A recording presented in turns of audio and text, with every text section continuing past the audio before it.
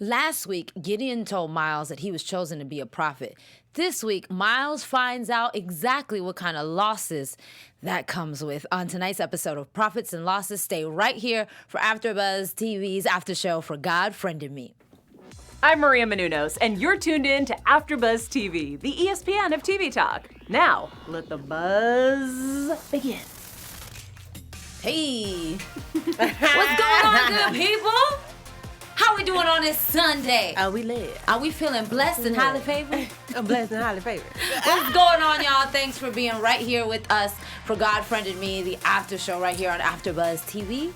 And I'm so excited to be here. I'm your favorite Afro-Latina, Franceli. And we will be discussing tonight to be or not to be the bishop, trading spaces, family or love, the God ability, who's held accountable, and of course, our favorite segment, God Speaks, and Rochelle will have the good news for us. Hey!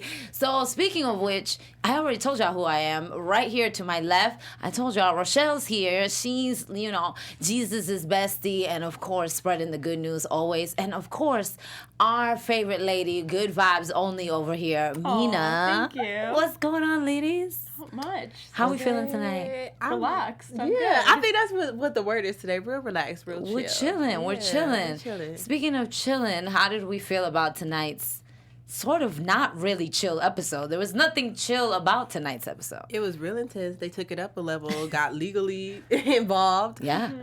It was a little bit of judgmental zone happening Yes. with Arthur, and a lot happening with Miles and Cara. So it was a lot. Mm-hmm. I felt like a lot of people recycling advice too throughout the episode. So You they'd did get say that. advice, and instead of them coming up with their own advice, they're like, "Oh, you should take that person's advice." Felt like a lot of that going on. There too. was so much going on. But as always, the God Friended Me writers came through. I really enjoyed tonight's episode because I do feel like it leveled up a notch. And like with any series, there are moments where like you're in the valley, it's feeling a little slow, and tonight they kicked it up. They brought us back. So I'm really enjoying it. So let's get into it.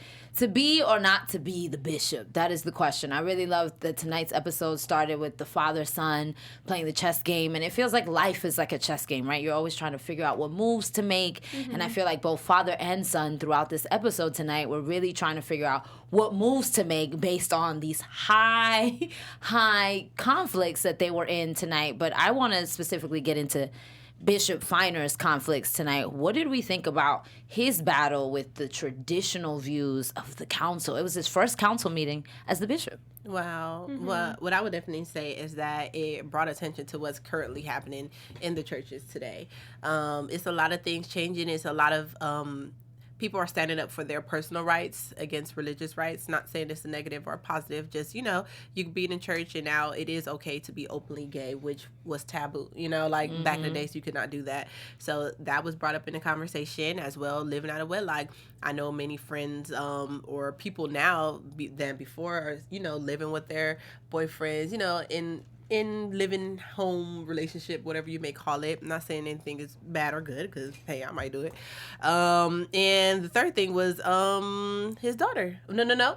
Miles, the podcast. Yeah. The podcast of him outspeaking that he is an atheist. So Right. he had to face his quote-unquote demons in Right. front of everyone, and I think he just like last season just digested all that, and it's a normal for us all now. We grow with the show, Right. and now it's in the church, so it's gonna be real curious to see how they Right. handle that. Yeah, correct me if I'm wrong, because I don't know if people still believe this, but I Right. feel like, obviously the Pope is close to God, the bishop is close to God, any sort of religious figure is supposed to be close to God, and I think sometimes they see their religious leaders as prophets in a sort of way. And I think that's where it comes down to, like, are you supposed to be treated as a human when you have this platform, or are you supposed to be treated as this flawless prophet? And I think that, That's good, friend. I can understand it from the councilman's perspective when he's like, how can you lead this congregation Right. when you're not upholding the morals of this church? Wow. But at the same time, doesn't everyone say, oh, only God can judge because God is all-knowing, all-powerful, who are you to judge someone based on their actions? But I kind of understand both perspectives. Absolutely. What I appreciated was that he was actually honest to the bishop to his face instead of just, going along with it and telling the coworkers. Saying, oh, nothing's wrong. Like, oh, no, he stuck to his core values, and those are his beliefs. For me personally, I can't stand people who are, we're self-righteous like that, where they think, oh, this is the way that things need to be done, and my way is right, and my way is the moral high ground, and yours isn't. I don't think that's the way to go when you're in a position of authority. Yeah. It doesn't make sense to me, at least. Wow. I think the interesting thing is when you're in an office, any kind of office, whether it's the office in the church or elections are coming up, right? If you're in office, in the highest office of the land, or you're a councilman, or even something as simple as like the president of your student council, like for whatever the reason, to whom much is given, much is required. There comes with a certain level of responsibility. And yes, we are flawed, we are not perfect, and there's no way that I can be a leader in any capacity and really live without any smudges on how I move in the world. Yes, and you are held to a different standard. That's just what comes with it, right? Like, it's like Obama, even though he's no longer the president of the United States, I'm sure he still can't move in the world just however he wants, you know? And so, again, yes, that's why it's really important to have a really strong sense of self and who you are, because when you do come up against people who are going to have a pushback about how you view the world, what's in your closet, what is your lifestyle, can you stand up for your lifestyle? So it's about Bishop Feiner really coming to terms with, well, this is my family, this is who I am, and I'm willing to stand up for that. Well, with that being said, him standing up for his family, although someone may not agree with your views, Reverend Elias does not agree with his, how do we feel about his decision to let him go? At first, I was like, hey, why not? Especially being pumped up from when Trish was talking to Ali, talking like, I'm going to remind my man that he is the Bishop of New York. So I'm like, yes, girl, go on ahead, do it. And then when he did it, as I'm talking to my awesome co-hosts, you explained that that's not fair, and it makes complete sense. You should not just let go of someone because they have an opposite perspective or feelings towards something. Like, we grow when we learn, and I think that they can come to, if they do have a conversation, they'll be able to come to a point where it could work for both of them. Because at the end of the day, it is true what he said, in the Bible, those things are not something that we put out there. And people are going to look at Bishop, unfortunately, as an example in life. And I say unfortunately because he's human, therefore he has flaws, and you can't look at people like that, But it's just like, well, he's okay with it. His daughter is gay, so I should be able to be gay, and all this other stuff that's really, touchy, but he makes complete sense. So I don't know. Like, I do love that he did step up for himself and let him go. Like, don't challenge me. I have the authority of that. But then again, too, this is real life, and these are conversations that have to be, they're needed. Yeah. I mean, I think I would want to have more of an understanding of why he let him go, because maybe he had a different thought process. Yeah. In a way where it's like, oh, okay, this is justifiable that he did this. If he's just letting him go because this person doesn't necessarily see eye to eye with him in terms of morality, then I can't stand by that decision just because it's being run as a dictatorship, right? But he let him go because he was trying to pass some policies, or he was trying to pass something. Well, from my understanding of the episode is that, he's like, oh, so you have something against my policies, not for political reasons, but for personal reasons. There you go. So this isn't business, this has become personal. Yes, and I agree with Mina saying, like, I would want to then have, like, a side chat bar conversation with the bishop and be like, so did you turn around and do the same thing and make a decision based on personal? Because I think sometimes we can help change hearts from the inside. Absolutely. If we completely kick him out, then how do you then engage someone and show views. them love? Sometimes we have to love people through the conflict. That's what God is, right? God is love. So how do we love him through the fact that you may not understand? That's why I love, like, at the beginning of the council meeting when the conflict was there and Bishop still decided to, like, be kind and be like, okay, I'm feeling this energy, but I'm not responding with the same energy. He did take the high road, which was interesting to see the writers make this choice for, Arthur's character, because this is so out of character for him. Like, he normally finds a way to, despite of what's being thrown at him, to lead in love. And it almost felt like this decision wasn't in love. But again, we don't know his... Yeah, we don't know the full story. And also, I think the reason why it felt unfair was because it felt so abrupt. It felt like we didn't feel like it came from him, right? In a way, we almost felt like it came from Trish, because she talked to him. She's like, oh, like, I mean, hey, you're the Reverend. And then all of a sudden, he's just like, okay. Yeah. like it didn't seem like this was something that was well thought out. It almost felt like he wanted to give up, because why... Like, he's had to go through so many hurdles just to become bishop, to prove that he needed to be there, problems with Trish, problems in just, like, maintaining that position and deciding whether or not he wanted to be bishop. He's finally bishop, and within the very early stages of him being bishop, he has all this opposition after he's already been through everything. He's probably just like, are you freaking kidding me? Like, I'm done. Yeah. Right? So... That's how I felt. Well, the chat room is buzzing. We got our favorite team here. Ivan is here. 60s to 80s is here. Thanks for checking out our show. And they're saying, this is why I don't like the church. I think they're righteous when in reality they're judgy. And it's weird calling a minister a D-bag, but Elias was a piece of garbage. So there are people that are really, I think, triggered by this character. And like Rochelle was saying, there's something important about exposing some of the ugly sides to church. But I think I want to ask you guys, again, here's Bishop in this job. This is something ugly about his work. How do we feel about, how much do we share with our partner about the conflicts that we're going through at work? Because, again, he at first didn't tell Trish what was going on. Trish found out through Allie. So how much do we tell our partners in terms of what we're battling? You know, I think men feel the need to not hide things from their partners, per se, but I feel like they have this notion, I'm the man, I should be able to handle this. I don't need to worry my partner about something that's ultimately my decision, right?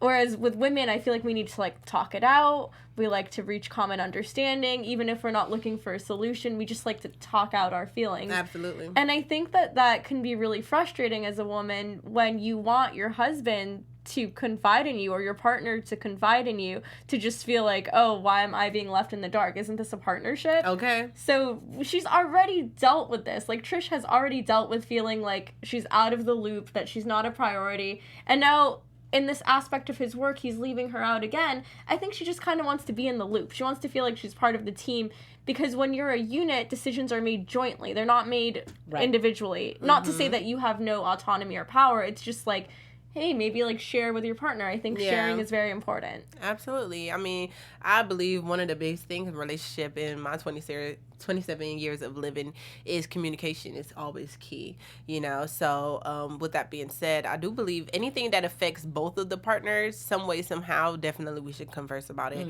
Of course, don't lose yourself. Everything is not for everyone. You should have some type of self-identity to yourself that I'm learning, you know? Like, everything, y'all don't need to know everything, you know what I'm saying? My mom doesn't need to know everything. My man don't need to know everything. Everybody don't need to know everything. Something's for me. So you can always have those moments, but I believe that, you know, anything that affects both of you guys, if it's a decision at work that your hours may be changing, meaning that I'm not going to be able to have our weekly dinner or something like that, like, those type of things need to be said. So when conflict does happen, I have more of an understanding heart, because I understand for weeks you've been dealing with this person, and you I don't know. It's better.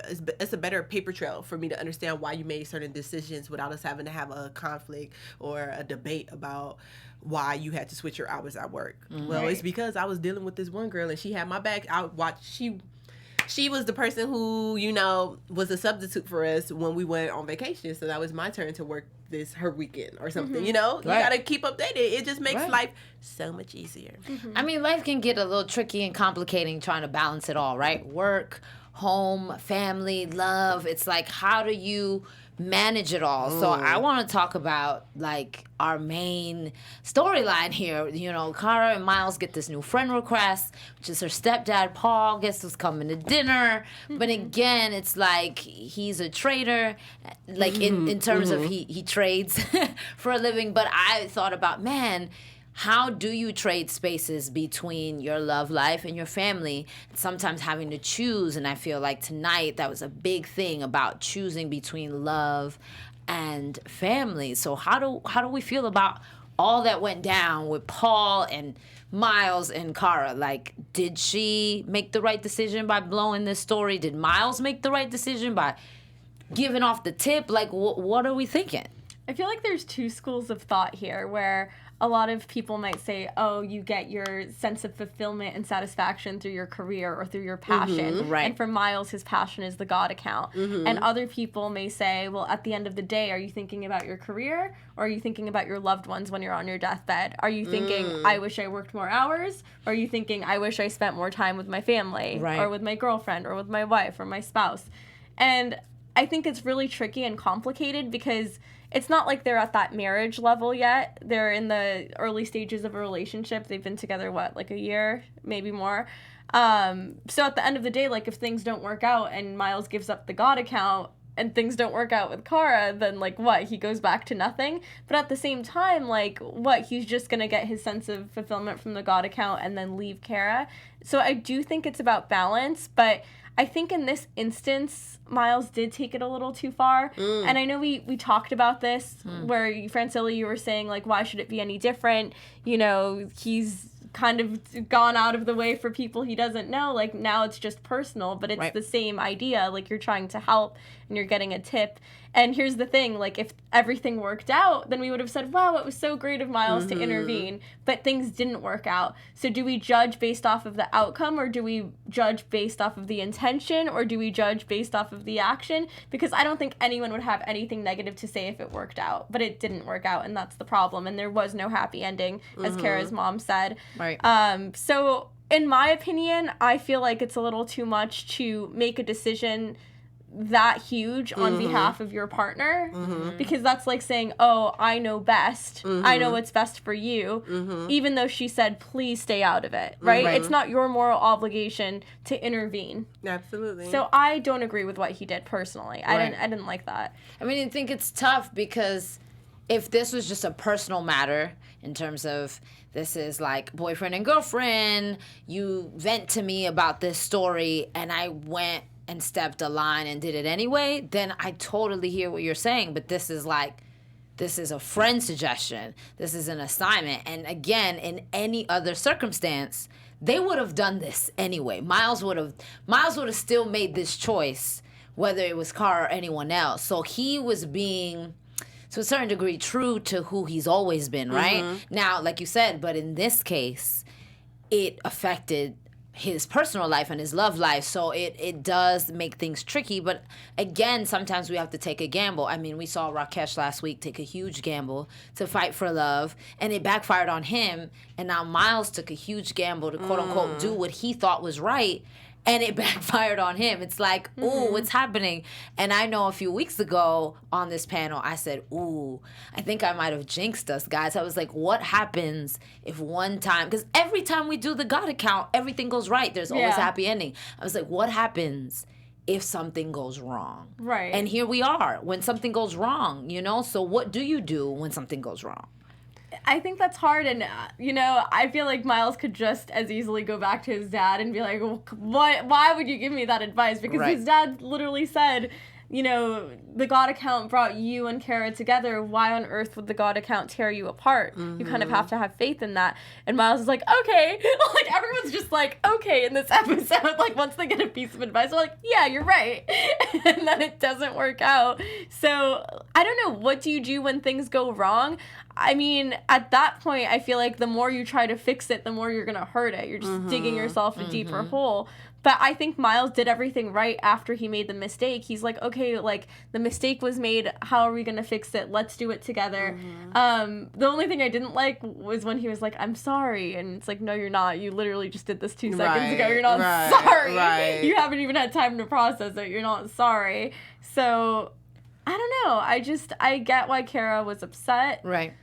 I'd be upset. Like, would Kara have done the same thing? I think she would have respected Miles' wishes and stayed out of it. Well, what about Paul? Like, Paul lied. Does love blind us? Because I feel like Kara was a little blind this episode, too. She was a little naive to just believing everything that came out of Paul's mouth. And he lied about the fact that him and the pilot weren't that close, that they didn't know each other. Mind you, they go But on... he doesn't owe anyone anything. Like, that's the thing. Like, who does... It's not like they're the FBI or he's in front of a judge. He doesn't owe them anything. It's none of Miles' business what he does. Like, what? Because some account reached out to him and there's a friend suggestion, now that's his obligation just because every single time it's happened, he's done it. How much do you tell? How much? What's too much? What's too little? Well, it's not Miles' business, but I think it's Kara's business, especially because she was doing a story. Yeah. So if we put Miles aside, again, I just feel like Kara was really blind to what he was saying, and then again, never really like never felt angry at Paul for lying to him. Never felt angry at Paul for like, why didn't you come to me? And like, I felt that was such a good moment with her mom when her mom was like, you should have came to me. You should have said something. Like, he said nothing to his family. But you guys, I feel like everyone is making it seem like he's in the mafia and is like killing off people one by one.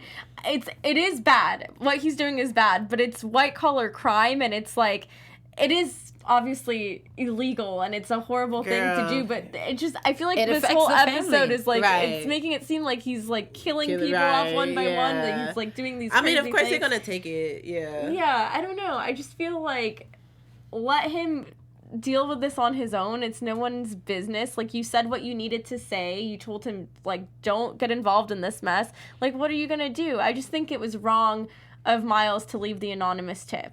I thought that was not, like, he's not the journalist here. Why is he leaving an anonymous tip? Yeah. Like, that's not his place. Kara, fine. I can understand if she wanted to do that. That's her thing to deal with. I didn't like Miles doing that. That's making an executive decision when it's not your place to. I agree with that. I agree with you guys 100%. And I did think that Miles may have overstepped his boundaries. Now, this is correct. You did say that this is how Miles act. This is, if it was anybody else, he would have been doing the same thing. So that's cool. But sweetheart, Kara is not just anybody. You know what I'm saying? Not you, but it's just like, baby boy, like, come on, like, she has your word. This is the person you lay with. This is the person who you guys have these awesome conversations with. Like, this is your partner in life right now. So respect me enough to respect my word. And you didn't. Instead, you continue with the mission, knowing that it will affect us some way, somehow. You know what I'm saying? And you at dinner with them, holding my hand, talking about we do the God account together. No, we not.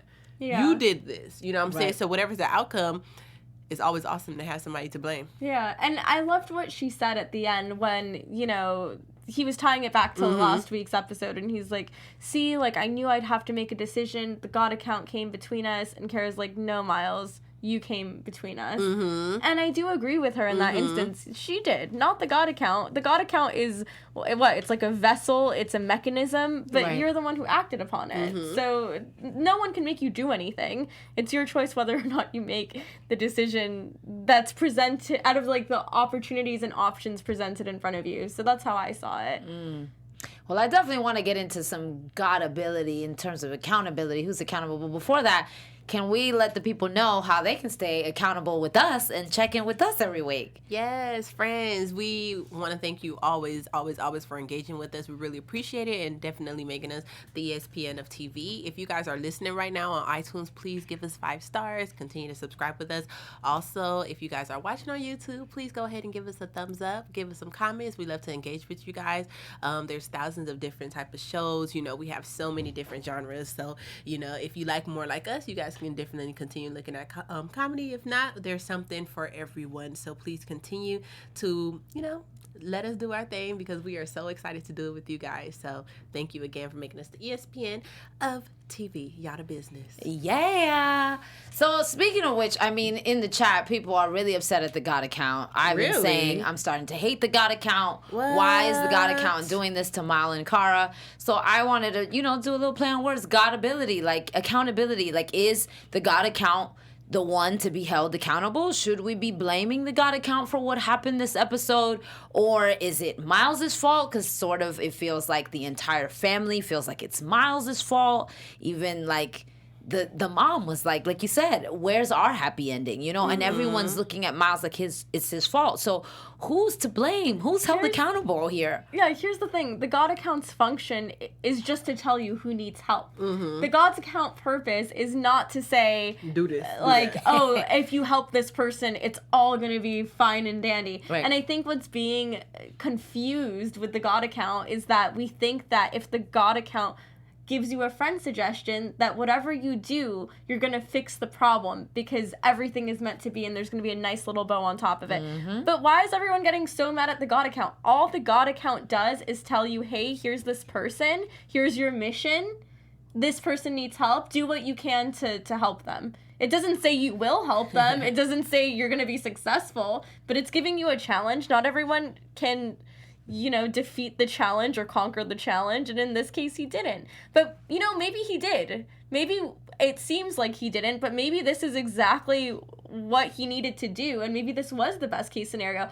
We're forgetting that if he didn't get involved at all, the situation could have been way worse. He could have ran away from his family, and when I say he, I'm talking about Paul Levine, the stepdad. Right. There are so many things that could have been worse, and I think what the fans aren't necessarily recognizing right now is with Miles getting involved, maybe he really did help the situation, and this could have, because it's not like something spectacular is going to happen when you've been doing something illegal and you've been compromising your morals. You can't expect everything to be like, oh, you're fine then. Right. You're not going to go to jail. We're going to put all these disenfranchised communities in prison for weed possession, for all these things, but hey, you're good. You're fine. No, life doesn't work that way. And I think that's so unfair to expect him to get off the hook and have this happy ending, because people need to take accountability. Godability. You do something, you face the consequences for your actions. How else are you going to learn in the future? Then he's going to keep on doing this insider trading. So if anything, he got off so easy. We were talking about this behind the scenes. He wasn't handcuffed. He wasn't pushed or forced into the car. He was treated like a first-class citizen. Listen, we can go into a whole sermon about that tonight. But to stay on topic, I mean, honestly, what I feel is so interesting, because last week there was a tug and pull about God is behind the God account, and no, there's a person behind the God account. Whether you believe that it's a person or it's God, either way, like Rochelle was saying, usually we as humans want something or someone to blame. Yeah. And regardless if you believe in God or not, the reality is that if you do believe in God or the universe, God gave us free will. God does not force us to do anything. Like you said, he can kindly suggest something or, lay out some choices in front of us to go through, the red pill or the blue pill, but it's ultimately still our choice. And every choice comes with a certain domino effect of what happens when we made that choice, and we have to then live through the things that come with those choices. And I think a lot of times when things don't pan out the way we wanted them to, it's so much easier to just blame God, it's God's fault, and now I'm mad, and or now I don't believe, and now I want nothing to do with it, because it's we don't want to take accountability or just eat the loss, right? We win and we lose, and sometimes we just have to take it one in the chin and say, I lost that battle, I fell on the floor, I'm gonna brush myself off, I'm gonna learn from that experience, and maybe next time I'll make a right instead of a left. Sometimes we got to fall in order to learn, you know. And I think we just want it to end with a bow every time. We don't want the hard stuff that actually makes us better. If we really look back at our lives, and if Miles' track record for the God account will just always be happy endings, how does he grow? How does he learn? How does he get better? Yeah. How I've gotten better in life has been from the moments where I effed up. Come on, somebody. I know we've been on this topic for a minute, but I do want to just add on to that just thinking about the conversation we're having about the God account. I really think the God account is not to give the quote-unquote happy ending. I think it's to give a little bit of understanding. And to get understanding is adding on to what author, it was all about communication. So I say that to say, last week in that episode, if I'm not mistaken, it was that or the week before, but when someone passed away and the young lady who was painting, and then she had the brother and all that was last week. Okay, so with that example, basically, unfortunately, the man who was taking over the God account, who was supposed to help them, he didn't do his job, right? But at the end of the day, no matter if he did his job or not, her father was going to pass. But the opportunity was for her to go home to, have that settled heart, that somebody's there with him and he loves you and all that understanding. But he didn't do his job. Anyway, that was delayed. Now Brandon and Carver is helping out, and now they helped her to come to that understanding that he was not alone. Your dad was loved. Your dad has a son. All the good stuff. Now it doesn't take away that the God account was not to help her save her father. You know what I'm saying? It was to give her peace. Right. And I think that's like with this episode as well. You know, at the end of the day, the God account helped him, and it's not for him to not get arrested because he has to take accountability of what he did, what he's already done. But it is, I think, with you having additional thoughts, perspective, and good caring people, you're able to come to a better conclusion. At the end of the day, I'm going to have to pay for what I've done, but you know.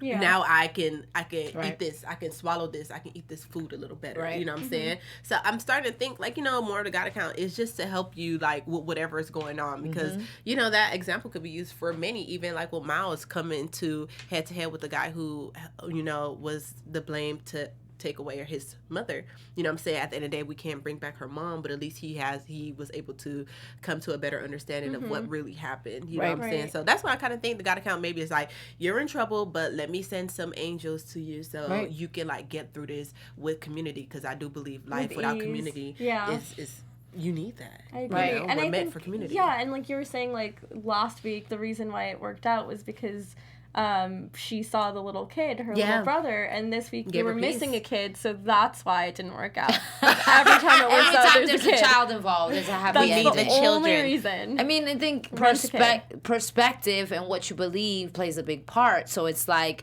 do you believe in happy endings? Do you believe in soulmates? I mean, Rakesh has been talking about that this whole episode. Yeah, I feel and like Jaya doesn't even believe in soulmates. Jaya doesn't even believe in soulmates. How are you going to reason with someone when they don't speak the same language as you? What's your love language, baby? So I think it's going to be interesting to see what does Kara believe versus what Miles believe in terms of what tonight was really about and what the God account was trying to do through this really hard lesson. Like, do they believe that it was meant for him to learn the lesson, or does she believe that maybe it was meant for them to be apart? I guess we have to find out. At the end of the day, this is an early relationship. You know, how long have they been going out for? Months? It's still new. You know new. what I'm saying? Yeah. It's hella new, so they learning, and we can't learn each other until we hit conflicts. I will never know that you send back your food, you know, until we go on a couple of dates. Right. You know what I'm saying? And that may be a deal breaker. Like, I don't do that. That's embarrassing. But for you, it's like, sweetheart, I work hard, my $25 an hour. So this plate is me working, and if it's not perfect, then therefore I have to send it back. You know what I'm saying? So it's not right or wrong, but yeah, you know, just perspective. Exactly. I mean, it's easy to stay together when things are going great. When conflict arises, that's when you really learn people, you know, and how they handle conflict and what it means. And this is like one of the biggest conflicts they've ever had in their relationship. But such a great learning experience. Now they know, like, hey, babe, like, I get real sticky. Kara is on cloud 9 right now. She's with her mama, her new daddy, her little sister. They in the household. It don't seem like she ever had that before. So therefore, she is a little blinded. But he's like, sweetheart, come on, baby. You know what we do. Yeah. You know what I'm saying? So I want to see a little bit of the crazy come out, though. She's so composed. You know what I mean? Like, if she's really that mad, I want her to, like, start smashing shit. I want her to just go crazy. Like, I want to see if Miles still has his puppy dog eyes when he sees a different side of Kara. Like, I just want her to, like, would be good. Season 3, can we get some realness? Like, everything is so PG. Can you put the 13? It's interesting because you guys aren't the only. I mean, you guys want some non-PG, but Ivan says this show is supposed to be happy. The world is crap. Why would we want to watch a sad show? The show is supposed to make us feel better. I don't think it's sad. See, and that's why we like perspective, because I was about to turn up with her, but you're absolutely true. This show is our therapy. So why, if it's drama, where are we gonna run to? You are so right. Listen, that's how the people feel. But listen, we don't want to talk about no sad news anymore. We want to talk about some good news. Rochelle, you got some good news for us? Yes. Let's talk about this good news. Hey, Let's friends, get into the news. You already and know gossip. it's your girl Rochelle, and I'm here with the good news. Do y'all hear that? Ooh. Yes, because it's tinkling. So, y'all, listen, I know God Friend of Me might be one of your favorite shows, but I got other favorite shows. I don't know about y'all, but I watch a show called Power. Oh, Power! Now, that's my show. Come on, somebody. On Stars. Yeah. One girl, Lala. Not as godly, not as friendly. Oh, yeah. It's like a whole 180. It's different. Right. But anyway, it's a super awesome, popular show that has a couple of seasons. And But, I mean, unfortunately, Power is coming to a close. We only Yes. have 5 episodes left. But awesomely, our good friend, known as Miles, name is Brandon, is going to be on the last 5 episodes. Come on now. Yes. So can we give a round of really applause rock for one time that? for our friend Brandon Michael Hall. Listen. No, seriously, this show is really incredible. Like, I'm telling you, even if you didn't watch it, you know what Power is. That's such a blessing. We want to congratulate you, Brandon, Yes. for getting that role. That's super dope. On a show that's ending, this is the finale. Yeah. So, if you guys do not know of the show, and if you're into some New York real shows, go ahead and watch it. You guys can download Stars or however you watch your show. What you was about to say, Fran? No, I was just saying, like, I really love when our favorite characters from shows go to other shows because I hope to see them. Like, he's such a good guy on God Friend and Me. Right, so what he I gonna want to see play? him play a grimy, gritty, gutter type dude. You know what I'm saying? Like, I'm trying to see. I'm trying to see him yank on him. For real. Yank on him. I'm telling y'all, if you guys are friends of him on Instagram, he even put like who killed Ghost because, you know, right now on the show, we're trying to figure out who killed Ghost. So he said add his name to the list. So you guys, if y'all trying to see, you know, my boy Brandon play another role, please make sure you guys have all the way up Christmas break. Catch up all the seasons. It will be airing January. I will be for sure watching it, baby. So y'all need to go ahead and watch that. And again, with the godly news, we are on a break for 2 weeks. So y'all got some time. Sad. I know, right? But Yeah, I mean, like, time you know, to but catch up for Power, though. exactly, you guys Yeah. got time to eat your leftovers. Right. And The watch the holidays Power. are here. So, or binge some more God Friend and Me. Keep watching. Go back. Yeah, yes. Make And sure you he's guys been in are doing other that. things too. I mean, the first time I met Brandon, he was on this show with Alia Choquette. Then he got The Mayor. You Yes. guys remember Oh, that? Mayor. Then it was Yeah. God Friend and Me. Now it's Yeah. Power. And I remember, like, when I saw the trajectory of him getting the next thing, I was like, oh my God, that's the guy I interviewed. I love that guy. Yeah. And then he got that. Then God Friend and Me. And I was like, oh my God, I love this kid. He's so amazing. And he's so Yeah. nice and genuine. So talented. I feel like it's like my best friend getting Yeah, a job. it's dope. It's always good to see Even people though- rise. We're all out Yeah. here grinding. We're all Right. here chasing our dreams. So when you see somebody else, to me, it gives me motivation. Like, you're next up. You know what I'm saying? That's the Yeah. person in line. This is their season. You have your seasons to support, or you have your season to grow. And it's just like, you know, right now it's his season, so we gonna support. Yeah. And then vice versa. When it's your time to do your thing, you're gonna have your support system. So anyway, that is all for our good news, which was really amazing news. It was really good news, besides our break, but that's good news. Okay. Come on, somebody. But speaking of breaks, before we get into our predictions of what we think is going to happen when we come back from the break, I want to talk about what our special segment, God Speaks. Ooh, it's my favorite. Yes. I really love it. There we go. So divine. This is when the panel, you know, we just get into like how God has spoken to us this week. What are some of the things God's been saying? What you ladies got? What has God been saying this week? Fran got a story, so we're gonna let her start. Go Oh, ahead, I Nina. actually have a Joe Morton quote for you. Okay. Oh, Joe Morton. Yes. So on Twitter, he wrote, I want to say like a couple hours ago, Yeah. fighting for the woman you love only works if she's fighting too. Ooh. So powerful. It takes two. So true. To tank. And I feel like that's kind of what we saw with God Friended Me. We saw, you know, Miles wants to fight for Karen. Karen's like, I just like, what if it doesn't work? And, you know, I think it's okay to have some hesitation, a little bit of fear, some insecurity that things aren't going to work out. It's okay to like fight for someone and push, but if you do it repeatedly and you feel like there's no reciprocity, get the hint. Like, you don't Yeah. want to be the one trying to salvage a relationship if Right. the other person isn't in it, because it's supposed to be a partnership through thick and thin. And it's okay if you're not always 100% on the same page, but if it's a continuing trend where you're the one trying to make it work every time things don't work, That ain't it. it's not gonna work. You can't force someone to want to make it work. Like, Right. sometimes you just have to walk away. And I feel like a lot of people don't get that. And they're like, if only they saw, if only this, if only that. And we so often just glamorize this notion of like, oh, I just want him to fight for me. Or if he really loved me, he would fight for me. And I do agree to that to a certain degree. But at the same time, people have pride, they have dignity, they have self-respect. Like, how much do you want someone to fight for you without you even giving them a little something, showing appreciation that Come they're on. putting in the work? Yeah. So, Joe Morton, you're always on point. I love your Always. tweets. Thank you. The finer gospel. Okay, but on my side, I have this quote from this guy named Jordan Moyen, and And ultimately he said, well, he tweeted, trying to please someone without pleasing yourself pleases no one. Hashtag the finer gospel. Yes. And I We're gonna believe keep in it that going. whole, okay, period. And I'm going to keep that.